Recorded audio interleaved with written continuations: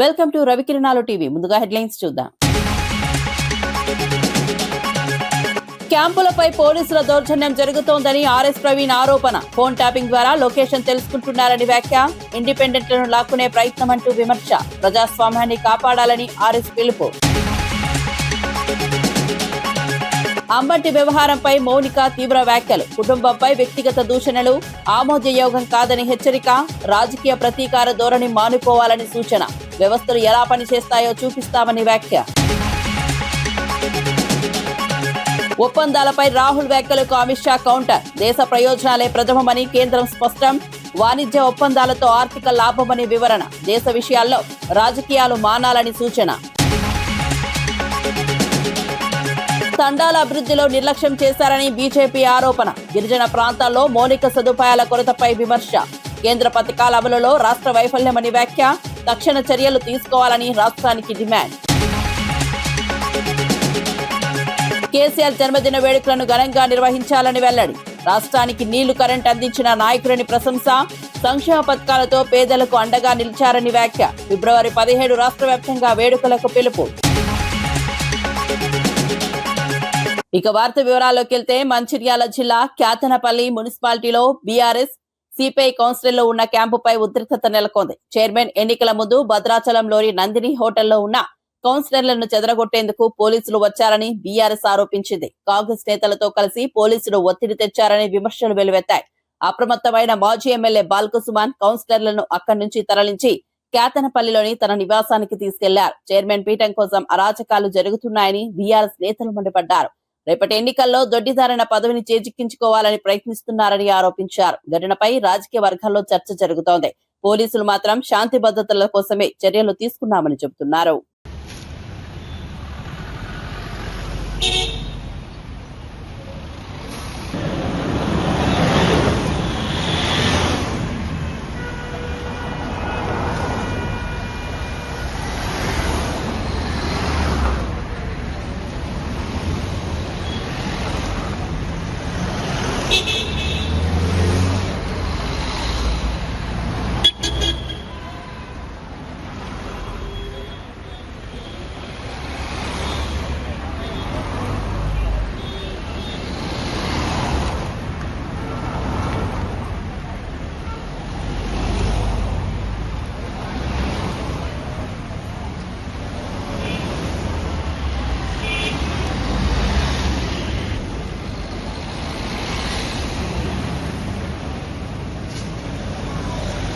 దక్షిణ కాశీగా పేరుగాంచిన శ్రీకాళహస్తి ఆలయంలో మహాశివరాత్రి సందర్భంగా భక్తుల రద్దీ పెరిగింది. 1,00,000కు పైగా భక్తులు తరలివస్తారని అధికారులు అంచనా వేశారు.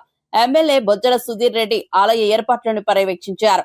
సామాన్య భక్తులకు పెద్దపీట వేస్తూ 20 నుంచి 30 నిమిషాల్లో దర్శనం కల్పించేలా చర్యలు చేపట్టామని తెలిపారు.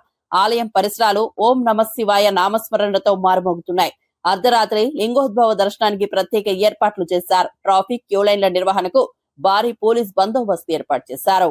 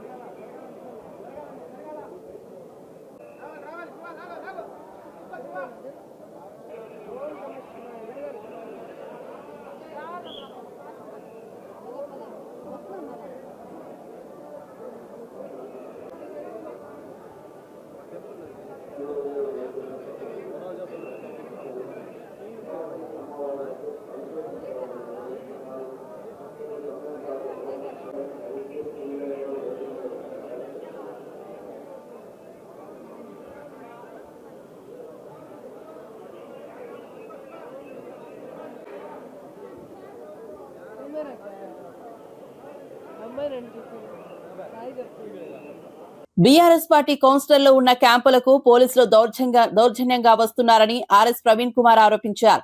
ఫోన్ ట్యాపింగ్ ద్వారా క్యాంపు లొకేషన్ తెలుసుకుని మఫ్టీలో పోలీసులను పంపుతున్నారని అన్నారు. బీఆర్ఎస్ కు మద్దతు తెలిపే ఇండిపెండెంట్ అభ్యర్థులను లాక్కునే ప్రయత్నం జరుగుతోందని విమర్శించారు. ప్రజాస్వామ్యాన్ని కాపాడాలని ఆయన పిలుపునిచ్చారు. ఎన్నికల సమయంలో ఇలాంటి చర్యలు తగ్గవని పేర్కొన్నారు. గ్రౌండ్ లో ఏం జరుగుతున్నదంటే ఎక్కడ కాంగ్రెస్ వాళ్ళు మరి మిగతా ప్రతిపక్షాల వార్డ్ మెంబర్లను అంటే కౌన్సిలర్లను కార్పొరేటర్లను తీసుకుపోతారని చెప్పి ఎవరికి వాళ్ళు క్యాంపులు పెట్టుకున్నారు. ఇబ్రహీంపట్నంలో మెజారిటీ వచ్చింది బీఆర్ఎస్కు. అందరికన్నా ఎక్కువ స్థానాలు బీఆర్ఎస్ చేతిలో ఉన్నాయి. వాళ్ళు రేపు ఎలక్షన్కు పోతే వాళ్ళ వెంబడి ఒక ఇండిపెండెంట్ స్వచ్ఛందంగా నేను మీ వెంబడే ఉంటానని వచ్చారు.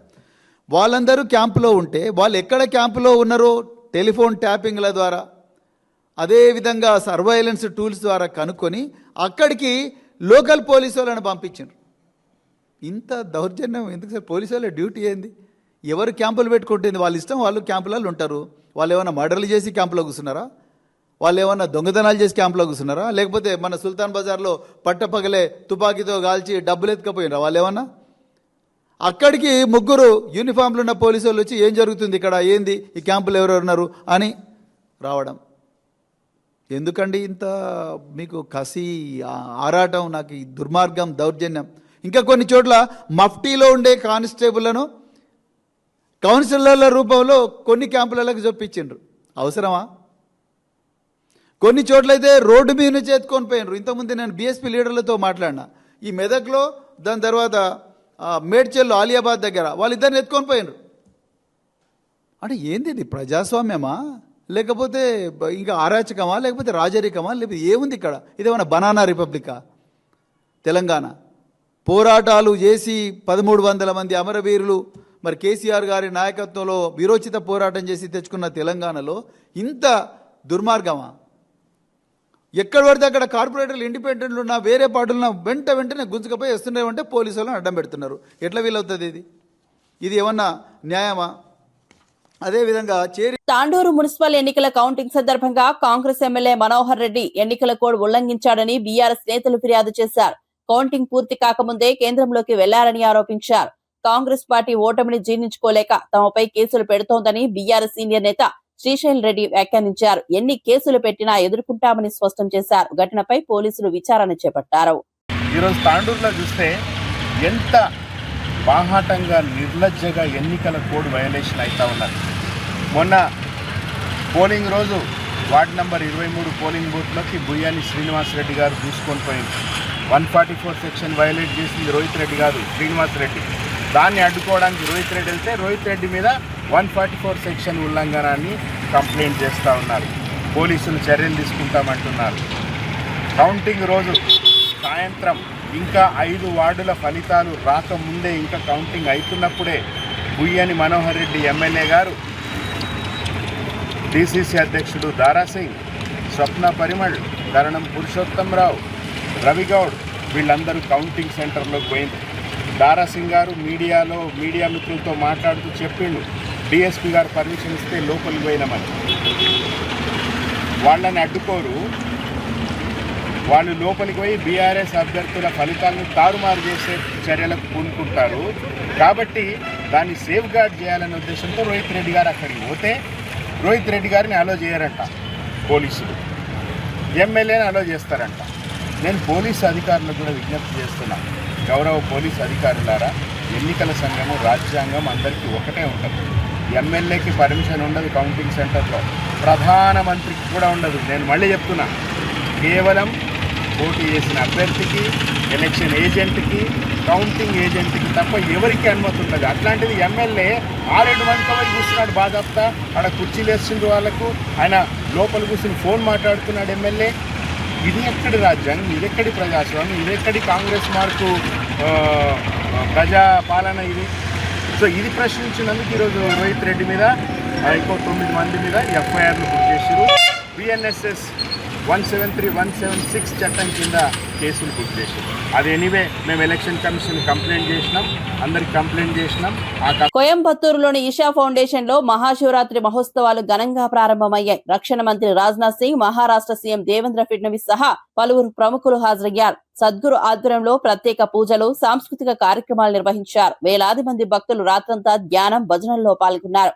భద్రతా ఏర్పాట్లు కట్టుదిట్టంగా చేశారు. ఈ వేడుకలు దేశవ్యాప్తంగా ప్రత్యక్ష ప్రసారమయ్యాయి.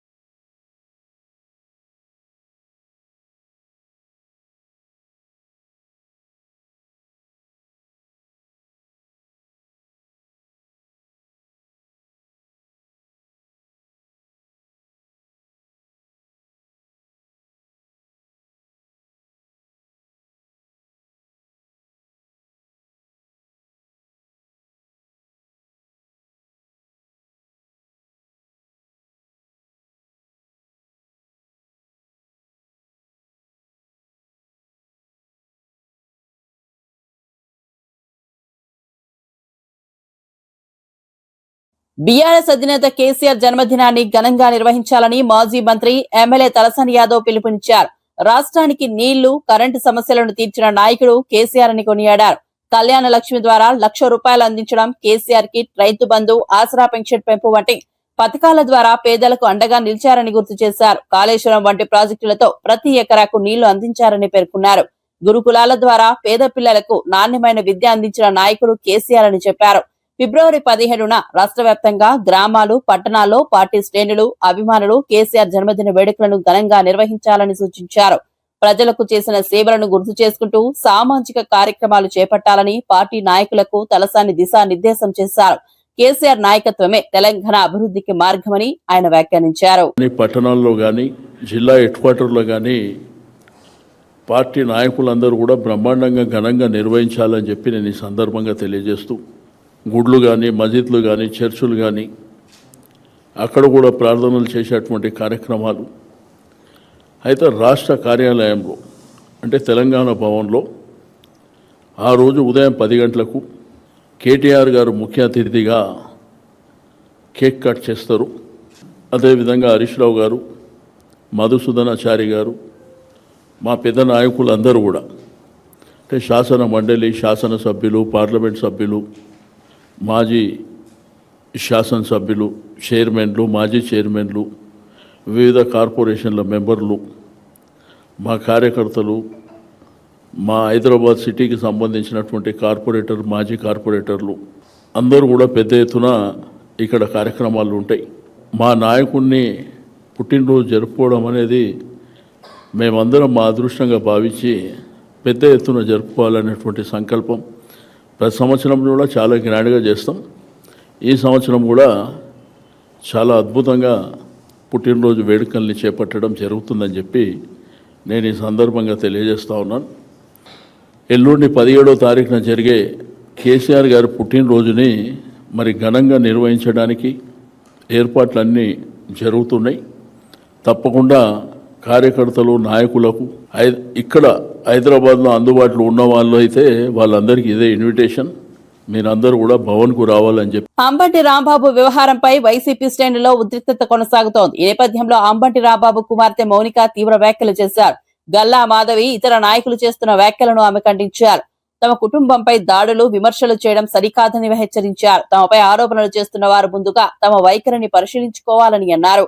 రాజకీయ ప్రతీకార ధోరణితో వ్యవహరిస్తే భవిష్యత్తులో తగిన సమాధానం ఇస్తామని హెచ్చరించారు.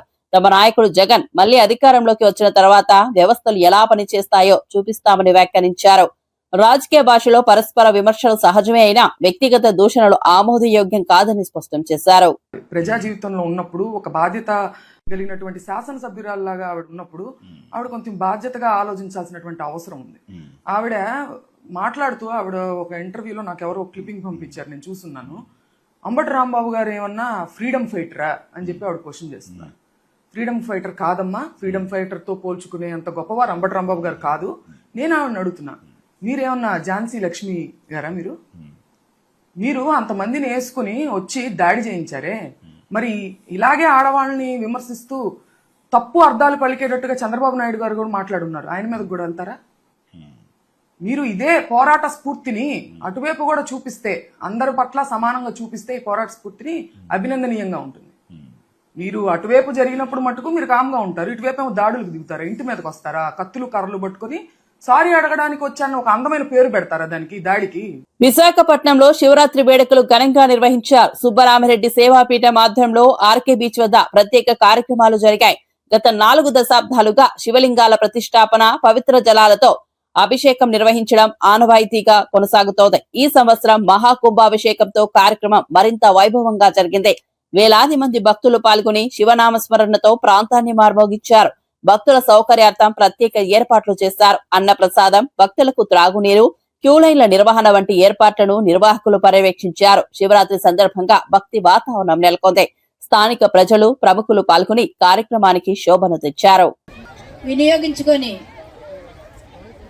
స్వహస్తాలతో అభిషేకించి పరమశివుని కృపకు పాత్ర.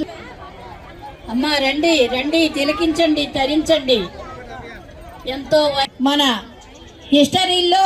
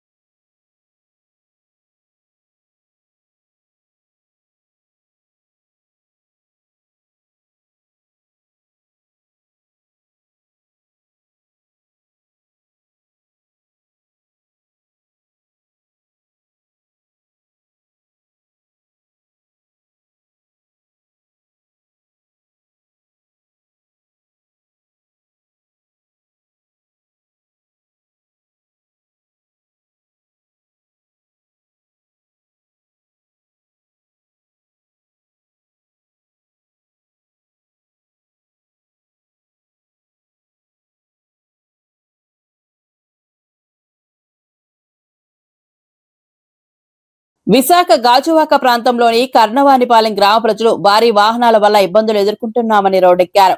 గంగవరం ఫోర్ట్ స్టీల్ ప్లాంట్ కు వెళ్లే బొగ్గు లారీల వల్ల దుమ్ము, కాలుష్యం పెరిగి ఆరోగ్య సమస్యలు తలెత్తుతున్నాయని వాపోయారు. పిల్లలు, పెద్దలు శ్వాసకోశ సమస్యలతో బాధపడుతున్నారని తెలిపారు. అధికారులను ఎన్నిసార్లు కోరినా స్పందన లేకపోవడంతో రహదారిపై టెంట్ వేసి ధర్నా చేపట్టారు. భారీ వాహనాలను అడ్డుకుని తమ సమస్యలను పరిష్కరించాలని డిమాండ్ చేశారు. గ్రామ ప్రజల ఆందోళనతో కొంతసేపు ట్రాఫిక్ కు అంతరాయం ఏర్పడింది. అధికారులు సమస్యను పరిశీలించి తగిన చర్యలు తీసుకుంటామని హామీ ఇచ్చిన తర్వాత పరిస్థితి అదుపులోకి వచ్చింది.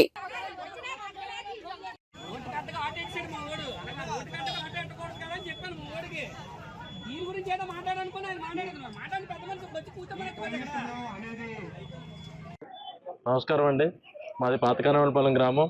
ముందుగా మా సమస్యను పై దృష్టికి తీసుకెళ్ళడానికి వచ్చిన మీడియా సోదరులందరికీ మా తరపున ధన్యవాదాలు తెలియజేసుకుంటున్నాం సార్. మేము దాదాపు 5 సంవత్సరాల నుంచి మాకున్న ఈ పొల్యూషన్ గురించి అన్ని కార్యాలయాల్లో తిరిగి లెటర్లు ఇచ్చాం సార్. అందరూ కూడా చూద్దాం చేద్దాం అని అన్నవాళ్ళ తప్ప ఈ 5 సంవత్సరాలు అన్ని కార్యాలయాలు తిరిగి చాలా విసిగిపోయాం సార్. ఇంకా మాకు తప్పని పరిస్థితుల్లో లాస్ట్ ఆప్షన్గా ఈరోజు ఈ కార్యక్రమాన్ని ఎంచుకున్నాం. మేము గంగవరం పోర్ట్ నుండి స్టీల్ ప్లాంట్ నుంచి వచ్చే భారీ వాహనాల వల్ల పొల్యూషన్ పెరిగిపోయి, అలాగే రోడ్లు కూడా ఈవెన్ ఒక లారీలు అయితే తీసుకెళ్లాల్సిన దానికన్నా వెయిట్ ఎక్కువగా టన్స్ తీసుకెళ్లడం వల్ల, సరిగ్గా తార్పాలు కట్టకపోవడం వల్ల డస్ట్ అంతా కింద పడడం, వెనకొస్తున్న వాహనాలు ముందు రోడ్డు కనబడక లారీల కిందకి వెళ్ళిపోయి యాక్సిడెంట్ జరగడం. మా ప్రాంతంలోనే దాదాపు 10-15 మంది ఈ లారీల కింద పడి చనిపోవడం జరిగింది.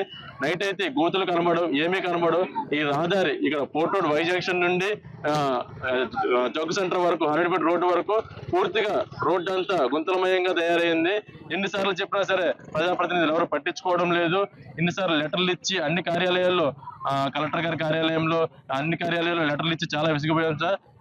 దయచేసి మా ఈ ప్రాబ్లం ని పై దృష్టి వరకు తీసుకెళ్తారని, ప్రజాప్రతినిధులందరూ గవర్నమెంట్ మాకు సహాయ సహకారాలు అందిస్తారని, ఈ కాలుష్యాన్ని మాకు బాధ లేకుండా చూస్తారని, అలాగే ఈ భారీ వాహనాలు దారి మళ్లిస్తారని మా పాతకానవలపాలెం గ్రామ ప్రజల తరపు నుండి కోరుకుంటున్నాం సార్, విన్నవించుకుంటున్నాం. పల్నాడు జిల్లా కోటప్పకొండలో శివరాత్రి సందర్భంగా భారీగా భక్తులు తరలివచ్చారు. మెట్ల మార్గంలో రద్దీ పెరగడంతో 10 ఏళ్ల బాలిక ఊపిరి ఆడక అపస్మారక స్థితిలోకి వెళ్లింది. 700వ మెట్టు వద్ద చోటు చేసుకున్న ఈ ఘటన ఆందోళన కలిగించింది. రద్దీ కారణంగా బాలికను వెంటనే పైకి లేదా కిందకి తరలించలేకపోయారు. 108 అంబులెన్స్ సహాయంతో చికిత్స కోసం తరలించేందుకు కష్టపడ్డారు. భక్తుల రద్దీ నియంత్రణపై విమర్శలు వ్యక్తమయ్యాయి. అధికారులు తక్షణ చర్యలు తీసుకుని భక్తులను క్రమబద్దీకరించారు. బాలిక ఆరోగ్య పరిస్థితిపై ఆందోళన వ్యక్తమవుతోంది. శివరాత్రి సందర్భంగా భారీ జన సంద్రోహం దృష్ట్యా భద్రతా ఏర్పాట్లు మరింత కట్టుదిట్టం చేయాలని భక్తులు కోరుతున్నారు.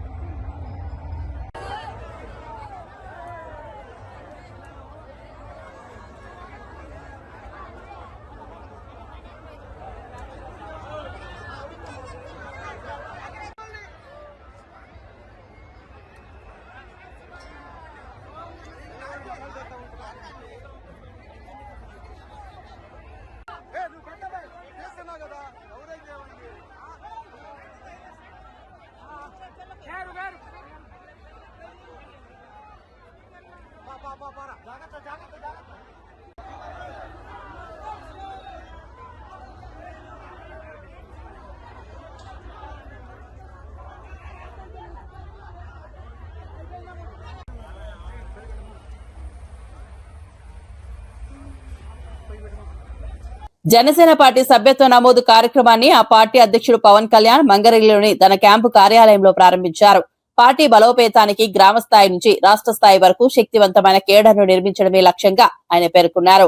యువత, మహిళలు, ఉద్యోగులు పెద్ద సంఖ్యలో సభ్యత్వం తీసుకుని పార్టీ సిద్ధాంతాలను ప్రజల్లోకి తీసుకెళ్లాలని పిలుపునిచ్చారు. ప్రజా సమస్యల పరిష్కారమే జనసేన ప్రధాన ఎజెండా అని స్పష్టం చేశారు. రాబోయే ఎన్నికలను దృష్టిలో ఉంచుకుని పార్టీ శక్తిని మరింత పెంచే దిశగా ఈ సభ్యత్వ కార్యక్రమం కీలకంగా మారనుంది. కార్యకర్తలు ప్రతి ఇంటికి చేరుకుని సభ్యత్వ నమోదు చేపట్టాలని సూచించారు. రాష్ట్ర రాజకీయాల్లో ప్రజలకు ప్రత్యామ్నాయ రాజకీయ శక్తిగా నిలబడాలన్న సంకల్పంతో ముందుకు సాగుతున్నామని పవన్ తెలిపారు.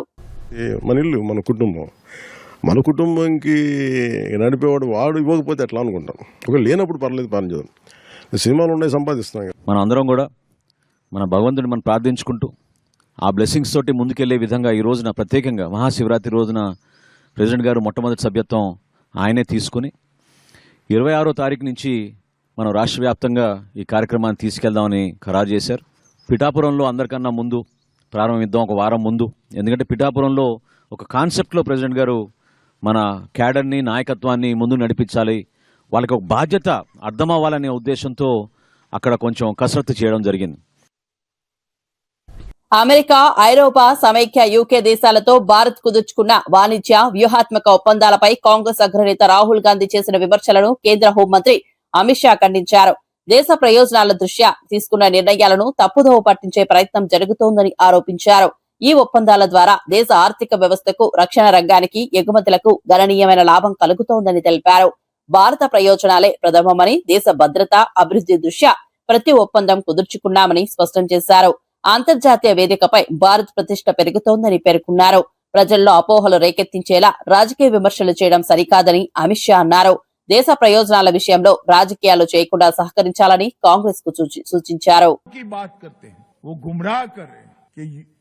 यूरोपियन यूनियन, इंग्लैंड, इसके साथ हुए जो एफटीए और अमेरिका के साथ हुई ट्रेड डील, ये दोनों के माध्यम से मोदी जी ने किसानों के हित को नुकसान पहुंचाया है. मैं राहुल गांधी जी को चैलेंज देना चाहता हूं, किसी भी मंच तय कर लो, भारतीय जनता पार्टी का युवा मोर्चे का अध्यक्ष आकर आपसे चर्चा कर लेगा नुकसान किसने किया है. मैं आज इस मंच से देश के किसानों को कहने आया हूं कि राहुल गांधी झूठ बोल रहे हैं.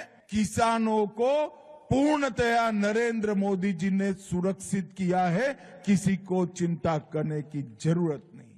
నిర్మల్ జిల్లా బైంసా మున్సిపాలిటీలో చైర్మన్ పదవి కోసం రాజకీయ పోరు ఉత్కంఠభరితంగా మారింది. స్పష్టమైన మెజార్టీ ఏ పార్టీకి రాకపోవడంతో స్వతంత్ర కౌన్సిలర్లపై ప్రధాన పార్టీల దృష్టి పడింది. వారిని తమ వైపు తిప్పుకునేందుకు తీవ్ర ప్రయత్నాలు సాగుతున్నాయి. క్యాంపు రాజకీయాలు, రహస్య చర్చలు, వ్యూహాత్మక సమావేశాలు కొనసాగుతున్నాయి. చైర్మన్ ఎన్నిక కీలకంగా మారడంతో పార్టీల నేతలు స్వయంగా రంగంలోకి దిగారు. మున్సిపల్ పాలనలో అధికారం సాధించేందుకు ప్రతి ఓటు విలువైనదిగా మారింది. స్థానిక రాజకీయాలు వేడెక్కడంతో పరిస్థితి ఉద్రిక్తంగా మారుతోంది. బైంసా రాజకీయాలపై రాష్ట్ర వ్యాప్తంగా ఆసక్తి నెలకొంది. చివరకు ఎవరి వ్యూహం ఫలిస్తుందో అన్న ఉత్కంఠ నెలకొంది.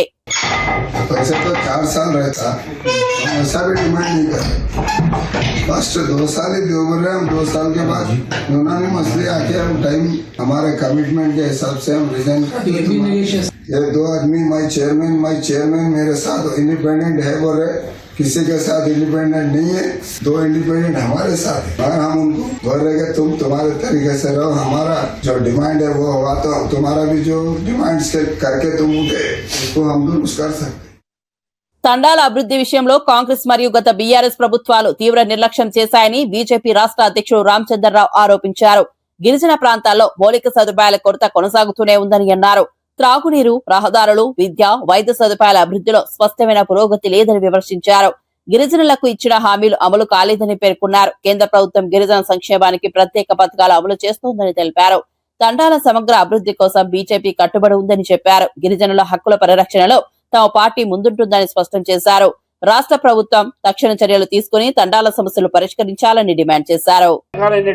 సంక్షేమ పథకాలతో ఈరోజు భారతదేశంలో ట్రైబల్స్ కి సంబంధించినటువంటి ఒక వెల్ఫేర్ సంక్షేమం కోసము నరేంద్ర మోదీ గారు అనేక పథకాలు తీసుకోవడం జరిగింది.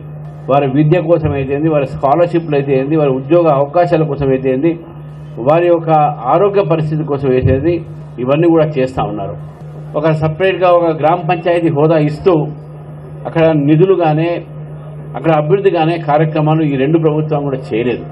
ఈరోజు ట్రైబల్ ఏరియాస్లో ఏ డెవలప్మెంట్ జరిగినా కూడా అది ఐటీడీఏ ద్వారా కేంద్ర ప్రభుత్వం నిధులతోనే ఈరోజు ట్రైబల్ ఏరియాస్ కూడా డెవలప్ అవుతున్న విషయాన్ని మనం గుర్తుపెట్టాం. క్యాంపులపై పోలీసుల దౌర్జన్యం జరుగుతోందని ఆర్ఎస్ ప్రవీణ్ ఆరోపణ. ఫోన్ ట్యాపింగ్ ద్వారా లొకేషన్ తెలుసుకుంటున్నారని వ్యాఖ్య. ఇండిపెండెంట్లను లాక్కునే ప్రయత్నం అంటూ విమర్శ. ప్రజాస్వామ్యాన్ని కాపాడాలని ఆర్ఎస్ పిలుపు. అంబటి వ్యవహారంపై మౌనిక తీవ్ర వ్యాఖ్యలు. కుటుంబంపై వ్యక్తిగత దూషణలు ఆమోదయోగం కాదని హెచ్చరిక. రాజకీయ ప్రతీకార ధోరణి మానుకోవాలని సూచన. వ్యవస్థలు ఎలా పనిచేస్తాయో చూపిస్తామని వ్యాఖ్య. ఒప్పందాలపై రాహుల్ వ్యాఖ్యలకు అమిత్ షా కౌంటర్. దేశ ప్రయోజనాలే ప్రథమమని కేంద్రం స్పష్టం. వాణిజ్య ఒప్పందాలతో ఆర్థిక లాభమని వివరణ. దేశ విషయాల్లో రాజకీయాలు మానాలని సూచన. తండాల అభివృద్ధిలో నిర్లక్ష్యం చేశారని బీజేపీ ఆరోపణ. గిరిజన ప్రాంతాల్లో మౌలిక సదుపాయాల కొరతపై విమర్శ.